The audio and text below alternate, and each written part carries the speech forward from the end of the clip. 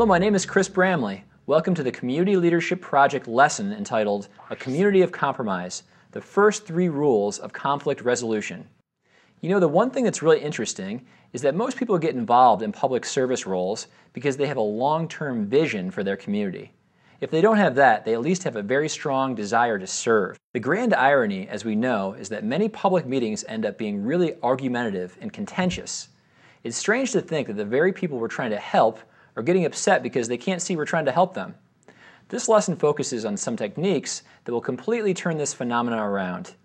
It'll enable you to feel like you're finally working collaboratively with both your board members and your community members. What we're going to cover now are the first 3 steps in what's called the interest-based relational approach.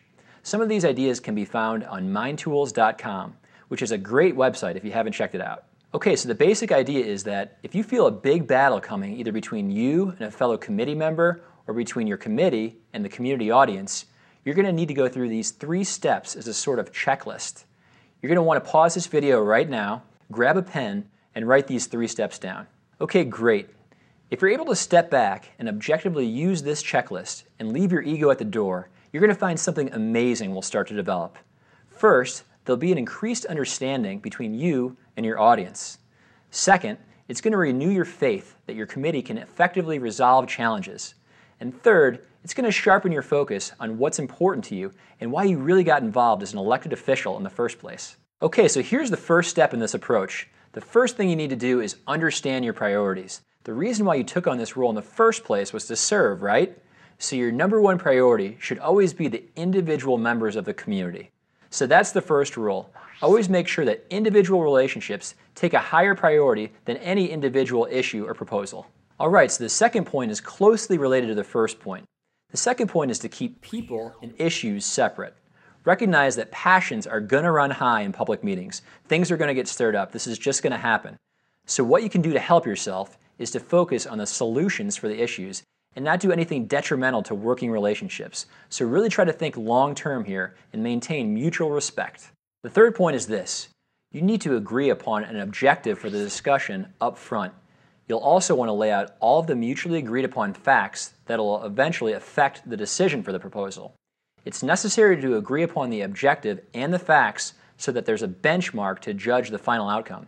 So before you get into the nitty-gritty of any debate, make sure that you lay out these items first. Okay, so let's quickly recap the 3 steps to any collaborative resolution. You can write these down if you missed them along the way. 1. Make sure good relationships with your fellow committee members and individual members of the community are your top priority. 2. Keep people and political issues separate. And 3. Always make sure to lay out the objective and any mutually agreed upon facts for a debate up front.